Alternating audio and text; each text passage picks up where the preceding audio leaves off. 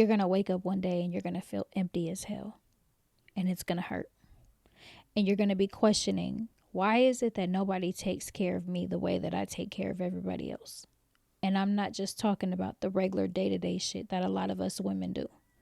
I'm talking about emotionally, mentally, and physically. Why is it that I give everything to everybody, but I feel so empty right now? It's because you're depleted. So many women go through this phase where they just feel tired. You've been so busy giving your love, your time, your energy to everybody else. What was left for you? Nothing. That stops today. You cannot continue to pour from an empty cup anymore. You have to start taking care of that woman that takes care of everybody else. It's your turn. And you are now tuned in to QueenC podcast, Against All Odds, where no topic is off limits, truth has no filter, and my pain became my power. Being quiet never saved me. I'm just here to share my experience, because those reality checks were hard, but I became the storm that they couldn't withstand. And rising above it is rare. I'm your host, QueenC, and around here, we don't sugarcoat. We turn our stories into strength and figure this shit out. And we are back with episode 10. Thank you all for tuning in today. So first and foremost, you guys, I am so sorry I was not able to get an episode uploaded last week. It was my birthday week, and I thought I had it all mapped out correctly, and clearly I was wrong. So my birthday landed on a Saturday, which is usually the same day that I record these episodes on. And I was like, you know what? Okay, that's cool. No problem. I'm going to go out, enjoy my birthday. I'll get up real early on Sunday and I'll record and be on schedule for 5 p.m. However, when I woke up on Sunday, baby, it was like 41 slapped your girl in the face to remind me I am no longer in my 20s anymore. When I tell you I was so drained, you guys, I had no energy. I literally ended up sleeping the entire day. So I do apologize about that. But on another note, it wouldn't be me if I didn't try to make it up to you guys in some kind of way. So this is what I'm going to do. I usually give out coupon codes during these episodes for about 15% off the website Confidence Cosmetic skincare products, right? Well, today I'm going to give you 30% off, and I'm going to keep that discount code open for the next 24 hours. So there is no minimum, there is no maximum. Make sure you take advantage of it. That is 30% off the entire website. And ladies, all bullshit aside, the older I get, the more important self-care becomes. And I always tell you, the sexiest thing a woman wears is her confidence. And I really truly mean that. Like, no matter what you're going through, you could have all kind of shit going on. But when you look good, when you're pouring into yourself, and I don't mean that just physically, not on the outside. I'm talking about when you're actually taking care of yourself, whether it's drinking your water, going to the gym, making sure you're on top of your skincare routine. When you're pouring into yourself, things feel better. Like you at least are able to feel good about you, and it gives you like a power and a strength to be able to tackle whatever else is going on in your life. But self-care is truly, truly important. And like I said, the older I get, I really start to feel that more and more. And if you don't already know, Confidence Cosmetics products are made without harsh chemicals. No alcohol-based ingredients, no perfume-based ingredients. So it's safe for all skin types. And if you don't already have a skincare routine, what are you waiting for? Trust me when I tell you, eventually you're going to see it and you're going to notice it. When you start seeing those wrinkles and that sagging skin and that hyperpigmentation, you are going to wish that you listened to me. And to my younger ladies out there, I tell them all the time, preventative care is the best. Stay ahead of the curve, because one day you're going to look in the mirror and you're going to realize like, oh shit, now I got to start doing something about it. You're going to wish you listened to me. So take advantage of that 30% off, ladies. There is everything you need over there. Face wash, serum, moisturizer, rose water, toner, eye cream. The eye cream is excellent. There were 4 main things that we wanted to target with that eye cream, and that was puffiness, dark circles, fine lines, and firmness. And with the ingredients that we put in there, we were able to achieve all of that. So Like I said, take advantage of the discount while it's being offered. If you don't already have a skincare routine, start one today. And speaking of self-care, this episode is about that in a sense, because I told you before, this isn't just a podcast. This is a community that I'm trying to build for us as women to have a safe space for us to heal. And I don't mean heal just from our past traumas, but to break cycles and just get better in general, you know. And there's so many women out there that are exhausted, just tired, whether it's mentally, emotionally, physically, just tired. And a big part of that is because we've been trained to take care of everybody else except ourselves, to put everybody else in front of us. And that has to stop. These past couple weeks, I've been dealing with a lot, you know, and I feel like this shift is taking place inside of me. I can't really pinpoint exactly what it is, but I feel differently about a lot of things. And one thing about me is when I'm going through some shit, when I'm really feeling it, whether it's anger or my feelings are hurt or I'm frustrated about some shit, I give myself a brief moment to, like, you know, process it and go through whatever I'm feeling. But after that, I spring into action. Like, it's time to keep going. Now it's time to figure out, well, what am I going to do about it? And that's something that I had to teach myself. So that way I don't sit and sulk in whatever it is that I'm feeling. That way the situation don't eat me up. And part of that led to me, like I said, sitting back and just analyzing. And I started to realize, like, damn, I take care of everything. I feel like, you know, I make sure kids are good, home is straight, people are happy. I can make sure that all of these things are okay for everybody else. But why am I not doing that for me? Why, when I'm sitting here and I'm going through some shit, I can't, you know, find ways to make sure that I'm okay? And that's when I realized it's time to really start taking my self-care more serious. It's time for me to be on the front instead of the back burner. And it's time to really start understanding that if I'm not okay, I'm not going to be able to make sure that everybody else is okay, especially the people that rely on me, which are my children. There are three type of women in this world: the ones who've survived it already, the ones who are going through it right now, and the ones who don't even know it's coming yet. And when I say it, I'm referring to that breaking point. That moment when you finally realize that you've poured so much into everybody else, there's nothing left for you. Some of us carry the scars from surviving it, and some of us are drowning in it right now, while others are on edge and don't even know that neglecting themselves is about to catch up. So I hope that this episode will resonate with each one of those women and help you in some kind of way, because no matter which woman you are, the fact still remains the same. You cannot keep pouring from an empty cup. Self-care is not a luxury, it's survival. And self-love is not selfish, it's necessary. And that shift begins the day that you finally decide to start putting yourself first, to really heal you, to restore, to replenish what life in general has taken away from you. Because when you pour into you, everything in your life starts to shift. But first, let's talk about how we got here, why we feel the way we do. See, what I noticed is a lot of us, we spend our lives looking for other people to fulfill us. And that's because we've spent so much of our lives pouring into everybody else: our kids, our partners, our family, our friends.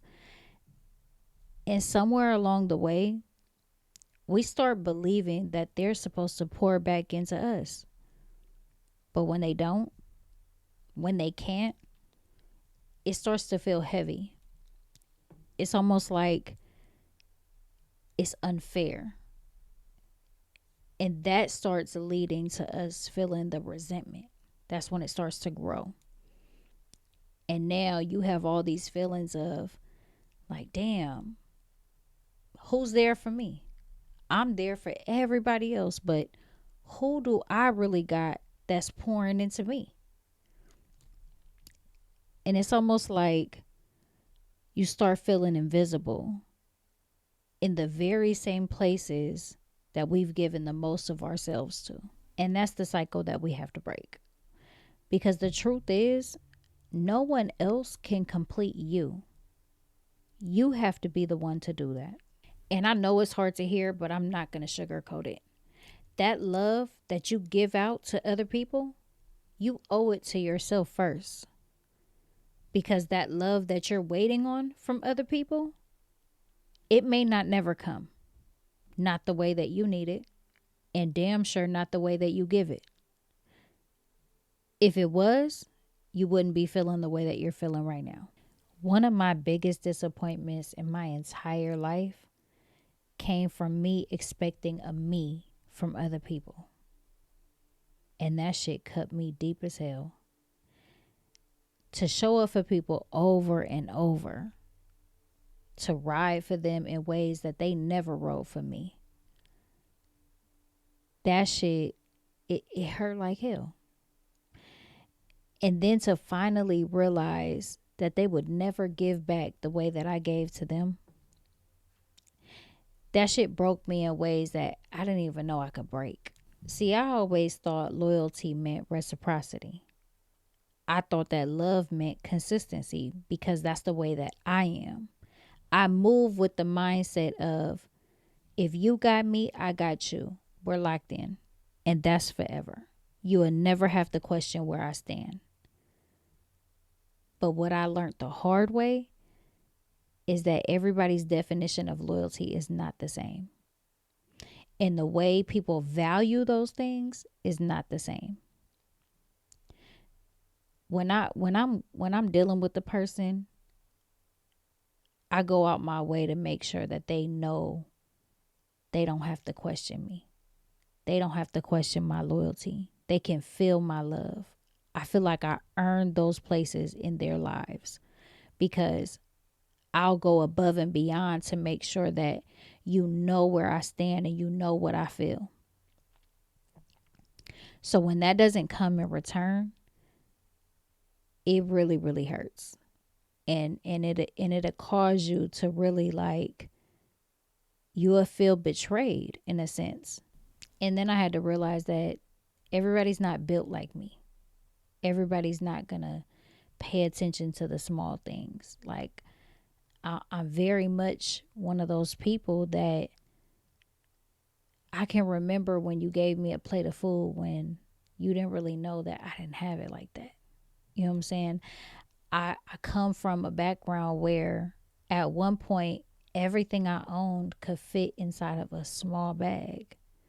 So even the smallest gestures, they meant the world to me. And I'll always keep that in the back of my mind about a person who looked out for me in the smallest ways. And it's not that they make me feel like I owe them, but I still always feel indebted to them. So I move and I handle them in that same way. And everybody is not like that. People will drain you dry if you allow them to, and sleep peacefully at night. And it's like, that's where the heaviness comes from. Expecting people to be how you are or who you are when they're just not. And the way that I am with my loved ones, I always feel like I earn every position that I have in everyone's life.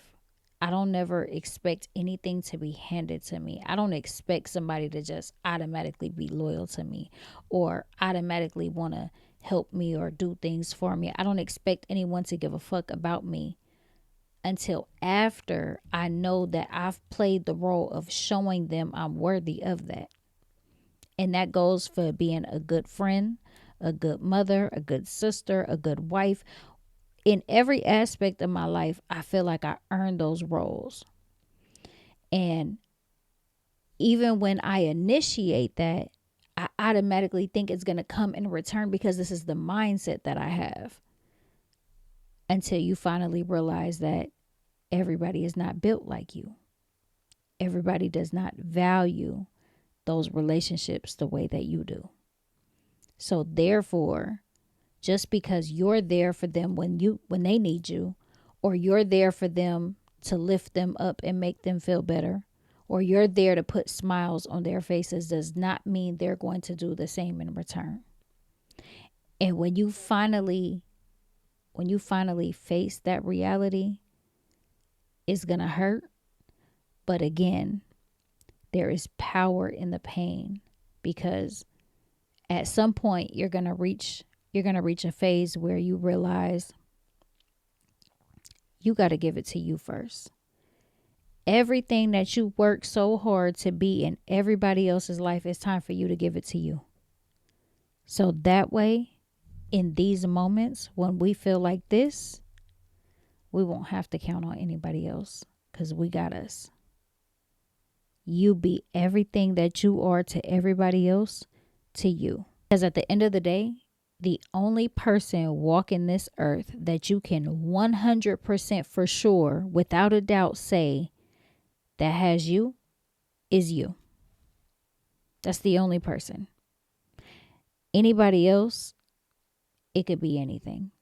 At any point, they can let you down or hurt your feelings or not support you in ways that you support them.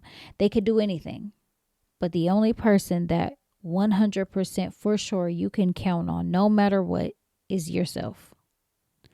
So it's not about them. It's about you. And the day that you stop expecting a you out of other people and start giving that love back to yourself instead of everybody else, it's the day that weight starts to feel a lot lighter. Because the side effects of a woman not loving herself the way that she's loved everybody else, the side effects of a woman who has poured into everybody else's cup while hers stayed empty, that's what they'll now refer to as the bitch. Now all of a sudden everybody's wondering, why is she always angry? Why does it always seem like she's frustrated? Why is she upset? Why does it seem like she's miserable? They don't know about the years that you spent breaking yourself to make sure everybody else stayed whole.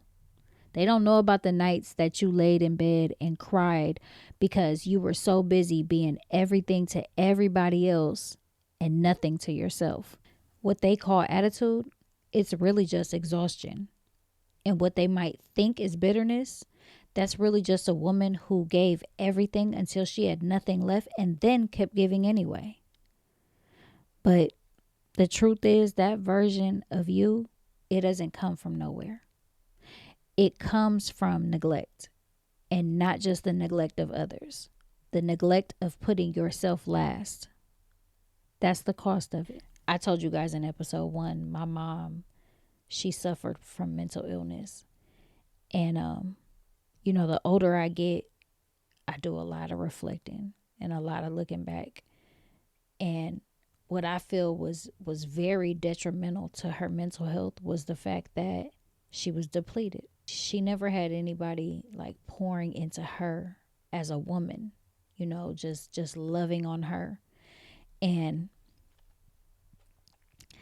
I'll never forget, that was one of her biggest complaints all the time. She used to always say it. She used to write me a lot of letters.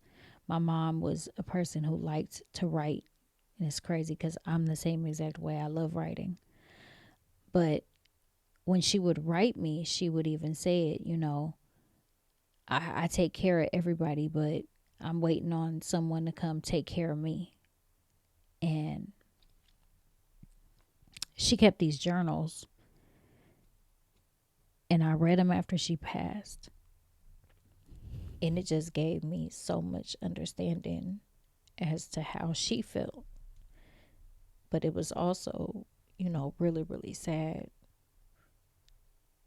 to see some of the things that she was going through. And the fact that it was too late and she was gone and there was nothing I could do to make it up, it made it worse. But I'm reading through these journals, right? And you could tell she was just reflecting on her whole life.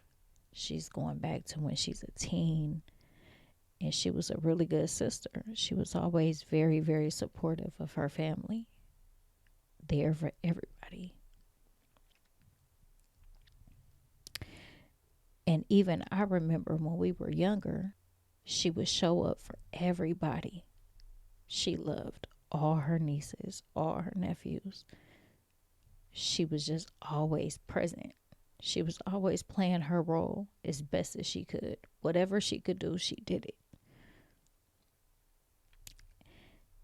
And even after, like I said, she fell off into her own world and went homeless and didn't have nothing. She didn't have money. She didn't have nothing. She would ride her bike.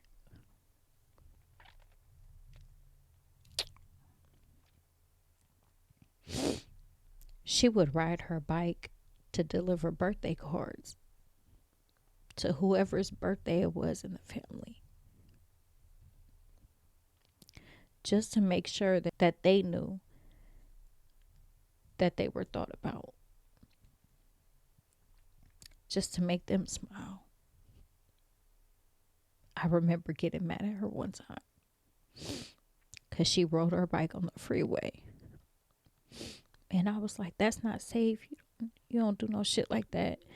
And she was like, well, I had to bring him his birthday card. It was to her brother-in-law. It was just so many different ways that she showed her support and showed up for everybody. I remember my cousin was in the hospital. She was having her first baby. And she lived 2 cities away from the city that we lived in.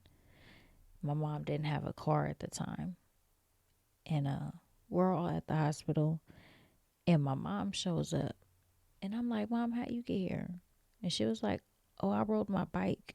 And then I hopped on the bus. And I was like, girl, you is crazy. And she didn't, it was no sweat off her back. She was like, well, I'm here. Where's the baby? How's she doing? It was just little stuff like that she always did. But as I'm reading these journals, you could tell it really ate at her, because when she was down and out, nobody came checking for her like that. Nobody showed up for her in those kind of ways.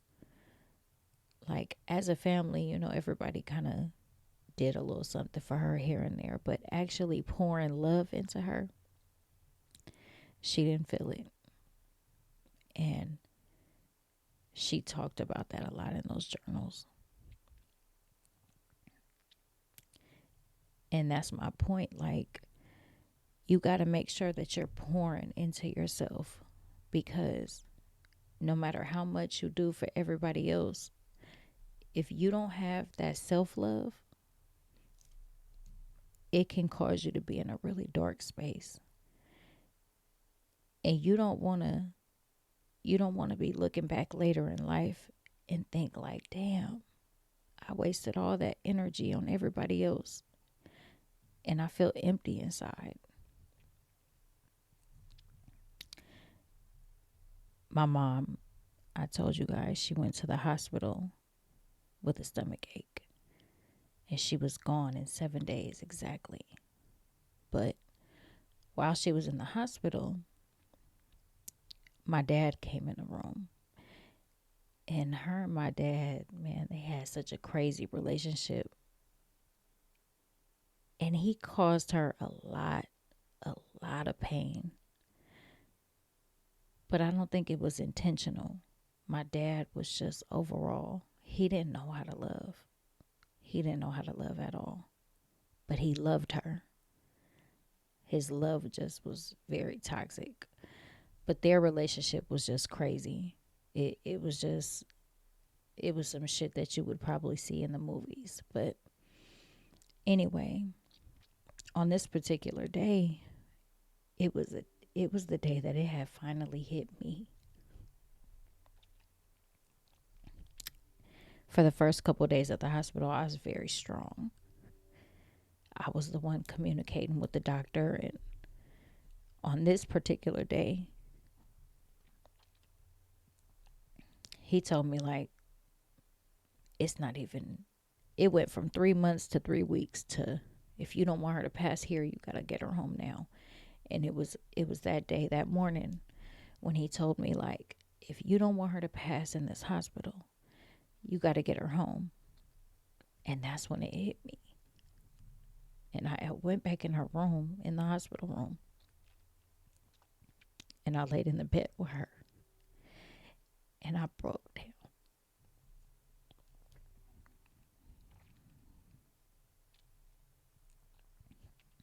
I broke down. So she was just like holding me. But my dad walked in and he pulls up a chair on the side of my mom's bed. And he was like, Rose, like, I love you. And he goes on this whole spiel. He starts talking for about 20 minutes straight. And my mom is dead silent the whole time that he's talking. I'm talking about she's not saying nothing, not a peep. And he's just pouring his heart out. He was saying things that I have never heard him say. Like, my dad was not an expressive person. Like, I can count on one hand how many times my dad has gave me a hug or said he loved us or anything. He just wasn't the way that he was. And we were used to that, so it didn't like bother us or anything. But he's going on his spill. Rose, I love you so much. Like, I'm sorry. I'm sorry for everything. I'm sorry for cheating. He's saying all of these things. And when he's done, I will never forget it. My mom looked over at him. She had been looking straight the whole time. And when he was done talking, she looked over at him and she said, and it's too late, Johnny, ain't it? I mean, with the coldest, it was just very like, it's too late. And he just like put his head down. He started crying. But I'll never forget that, because I felt like, even though, I felt bad for my dad, I felt like, yeah, tell him, Mom, like, it's too late. Okay, I had to take a short break for a little while because that just got kind of emotional for me. And this episode is ultimately about healing. Now, what I will say in regards to my mom is, you know, when you get older, you see things in a totally different view from what you may have seen them at when you were younger or in your 20s. And that's exactly how I feel when I look back on my mom's life. There were so many things that I couldn't understand about her when I was 15, 16, 17 years old, and it caused us to clash a lot. And then when she passed, I seen things differently, and I started to understand a lot more. And then, like I said, reading her journals, it was hard. It was very hurtful, and I felt a lot of regret and a lot of guilt. And that's even, in that moment when she passed, which was in 2015, 10 years ago, I was only 31. And now at 41, I look back and I see it even more clear. And that's why I'm such a big advocate about self-care and self-love and taking care of your mental state, because I truly honestly feel like my mom's mental health deteriorated from a lack of love, a lack of self-care, a lack of self-love, and there were so many things that I wish I could have did differently. Most importantly, just to sit and be her support system and just talk to her and let her know that she wasn't alone. I can't fix that. There is no way that I can ever go back and change what took place. But what I can do is I can be that voice now. We can be that for each other. there's a lot of fucked up things about the whole internet, and the way social media just got this world in general. But there, you got to take the positives from it, and you got to try to turn that into something good. And the best part is, like I said, we can build a community here where we can be here for each other. We can all get through this. We can all pour into each other. And that's something that nobody was able to do back then. One of the biggest mistakes that we make in general as women is neglecting ourselves. And if you talk to any woman out there who is going through anything, the common denominator is the fact that she's tired and she's exhausted and she's going through, whether it be shit in her relationship or just life in general, because a lot of us women are running on fumes. We are consumed with working and pleasing and providing and taking care of, and it's 10 times worse for the single moms. At some point, you have to take the necessary steps to be like, okay, I still have to juggle all these things. I'm not telling you to walk away from your relationship. I'm not telling you to abandon your kids. I'm not telling you to run away and forget that you have life and responsibilities. I'm telling you how to learn how to cope with all of them, how to learn how to juggle all of them, but still make you the forefront and still make sure that you are pouring into yourself and you are taking care of everything that you have to take care of, which is you first. But in order to do that, you have to first start by identifying what the extra baggage is. What is it that you're allowing in your life that causes you that unnecessary weight that you really don't need? Once you start identifying that, you'll be able to start clearing it out. And we know that there are certain things we have to do, right? Like, for instance, all of us have to work in order to pay our bills. That's just something that we have to do. And if you have children, you have to take care of your children. So obviously, those are things that you can't get rid of. But I'm going to tell you a few that I know a lot of women have a problem with, just from talking to other women and watching videos and things like that. Saying yes when you really want to say no. How many times have you had enough on your plate? You got a bunch of shit going on. You got kids, you got work, you got responsibilities at home. You have all of these things, and then you get that call from somebody you love, or a friend, or whoever. And they're like, hey, can you stop and do this for me? Or can you handle this for me? You're taking on some shit that you don't have no space for on your plate. You have to start being okay with saying, man, I'm sorry, I can't do it. And I'm going to tell you like this. If somebody gets mad because you can't do something without even taking into consideration everything that you're already trying to handle, you don't need them a part of your life anyway. That's first and foremost. Anybody who genuinely loves you and, is good for you, they're not going to get upset or hold a grudge against you because you weren't able to do something, when they should be taking into consideration all that you're already trying to juggle. So don't ever be worried about, not wanting to disappoint, because that's a big thing. A lot of us will inconvenience ourselves because we don't want to disappoint the other person. Yeah, they might be a little disappointed. They may need a little bit of help, but right now you don't have it. You don't have it to give. And always agreeing to help or to go do when your body is screaming for that rest, you got to put you first. You have to be okay with saying no, and you have to stand firm in that. That was one thing about me. I was always like a phone call away for everybody. For everybody. I used to be getting pulled in so many different directions. And I want to say I stopped that some years ago, a couple years ago, at least 3-4 years ago.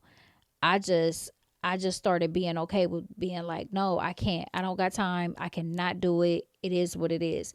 And if you get mad, you get mad. If you cared about me, you would wonder, damn, you know what I'm saying? Are you okay? You need something? Like, you would try to reciprocate that, or you would try to offer some shit. But if you're one of those people that just always call me because you need something, or you need my time, my attention, when I'm already pulled so thin, I just can't do it. It is what it is. Like nowadays, everybody around me will tell you they have a hard time getting me on the phone because I'm always so busy, but I'm working, I'm chasing my dreams, I'm doing things I got to do. I'm running a household. I have a son that is autistic. Like sometimes my everyday life is so busy and so hectic that I really just don't have time for a lot of people. And I'm okay with that because now I'm okay with, as long as everybody around me and everything that I need to handle is good to go, and I'm still taking care of me, and I'm still able to rest, and I'm still able to keep going so I can take care of all this. That's all I need in my life. And the next one is a big one that a lot of us have the problem of being. If you're a person with a good heart, this is one of your problems. Carrying everybody else's problems like they're your own. You have the fixer role. You're the listener. You're the shoulder that they come cry on. You're the counselor. You're being everything to everybody, which is okay until your problems go unheard, until you don't have that shoulder to go lean on, until you look around you and it's like, damn, who can I go to for advice? It might not even be that nobody is there for you. It may be that your circle is filled with a bunch of people that they don't serve that purpose. You can't really rely on their advice. You don't trust their judgment. Sometimes you got to just take a step back, and you have to not try to fix everything.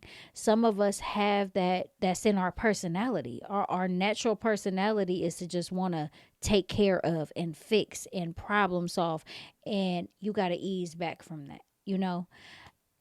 That was another big problem that I had. I was the fixer for everything, and I still am to a certain level. But now I have my limits. I'm not saying you got to just cut everybody off and change overnight, but you have to learn how to scale it down.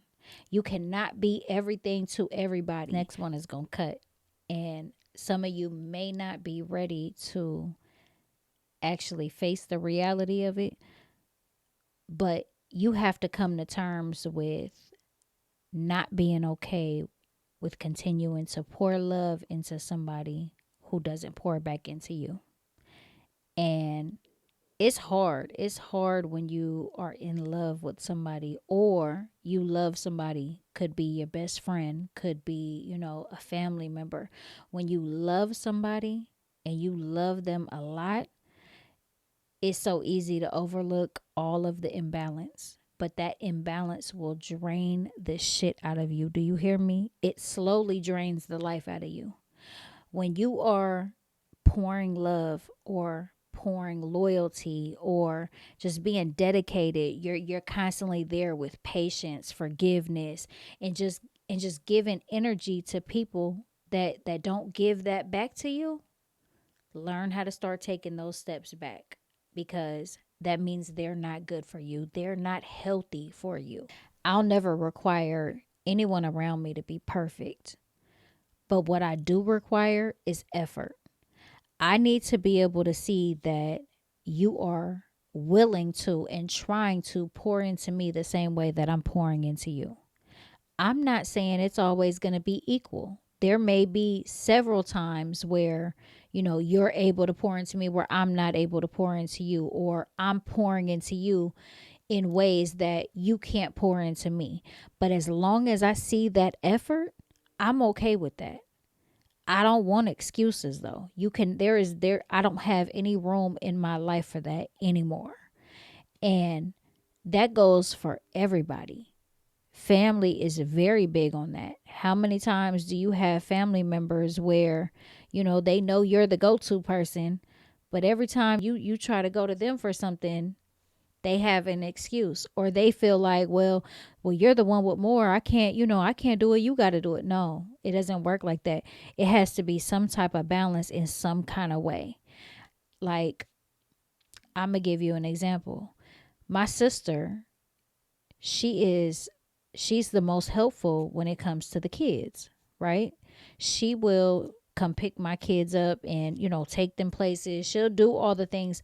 I'm not always able. Actually, I'm rarely ever able to show up when it comes to doing stuff like that, picking kids up, babysitting, things like that, because of the type of work that I do and me just being so hectic. So I try to show up for her in other ways. It's still a balance because although I'm not doing the same things, I show up in different ways for her. Another big thing is relationships. If you are the one that is always pouring into the relationship and it's never filling your cup, you're never feeling like it's being poured back into you, that's a problem. And do not allow the bare minimum to be masked with excuses. Don't let them don't let them gaslight you into thinking that they're putting in the effort and they're just not able to, or none of that bullshit. You have to be strong enough to be able to see it and to recognize, like, okay, no, this isn't what I want. This isn't what I require. This is not up to my standards. Be okay with having standards and setting that bar and sticking to it. Because I will say this. One thing I've learned along the years is when a person truly loves you, you'll never have to question that. It is not your job to try to find the clues to see how they really feel about you. It's their job to make you feel that way. It's their job to make you feel secure in your position in that relationship. And if it's not doing that, it's time to reevaluate that situation and really be strong enough to be okay with that. You have to be strong enough with accepting what the reality is.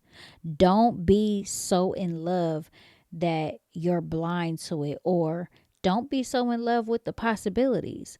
Be in love with the reality.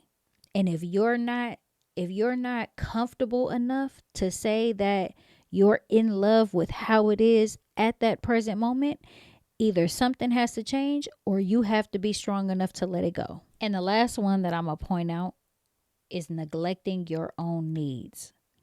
All of that skipping meals, running on coffee, sleepless nights, if that shit is interrupting your life to that point, cut it off. Let it go and stop allowing your those are basic necessities that you need. You need to be making sure that you have time to eat. You cannot be running around here only drinking coffee. You're always on go. You have to have some discipline about yourself to be like, hold on. I don't care if it's, cutting your phone off for a little bit, whatever it is that you have to do to make sure that all of your self-care needs are being met, do that.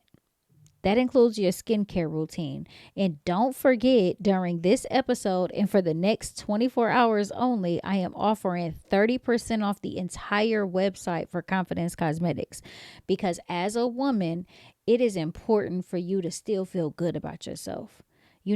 You shouldn't be having to run around. You're so busy getting the household chores done and getting the kids ready and getting dinner made and doing all this other shit that you're not able to get dressed and you're not able to, feel good as a woman. Stop doing that. Stop doing that. I've done that. A little bit after I had my last son. He's 7 now. That's how I felt I was to a point where I was just like, I was so overwhelmed with being a mom and being a wife and being all of these things that shit, I was barely getting dressed. You know what I'm saying? Like I wasn't doing my skincare routine how I needed to be. I wasn't taking care of me. That is an absolute must. As of today, every woman that is watching this podcast, make that the first, because that's the easiest thing to fix. Make that the first priority. Every day, take care of you. I told you guys this in several videos. Even though I work from home, I get up every day and I get dressed now. Every day, because it helps my self-esteem. It helps me feel good. It helped to restore my confidence that at one point I had lost. So That's the goal for today. That is the first one on our checklist that we are going to do. As of today, we ain't skipping no meals. We're not skipping our skincare routine. We're going to start getting dressed. And I don't care if you got to take an hour out of your day. Do something that makes you feel good. Whether it's, you just want to rest. You don't want nobody calling your name. You want to go grab some coffee. You want to go out to eat by yourself. Find something that you can do for you every single day, because it's necessary, and it's that reset for yourself. Sometimes we need our peace and quiet. I juggle so many things. Now I am very big on leave me alone, get out my face. And I'm also, there's times where I'm not mean like that. I'm just like, hey, give me a moment. I'll get to it when I can. Or if I don't want to answer my phone, I'm not going to answer my phone, because I just get in those moods now. And it's about taking care of me instead of trying to please everybody. Sometimes you may have to let some other things go. If your time is really being pulled that thin, some things you're just gonna have to be okay with being like, hey, I couldn't get to it today. And that's okay as long as you're okay. But you are a priority. Stop making everything else a priority. I don't care if it's, house chores. I don't care if whatever it is, it doesn't matter. You need to be first on that list. Again, I'm gonna repeat it. If you're not okay, you're not gonna be okay to make sure everybody else is okay. So that's the goal for today, you guys. Again, 30% off the entire website, Confidence Cosmetics. All you have to do is enter coupon code episode 10. This episode, it was healing. It was not only therapeutic for me to talk about it, but it was a reminder that we have to stay on top of this. And as women in general, you guys, we got to start reminding other women of that. I had a coworker one time.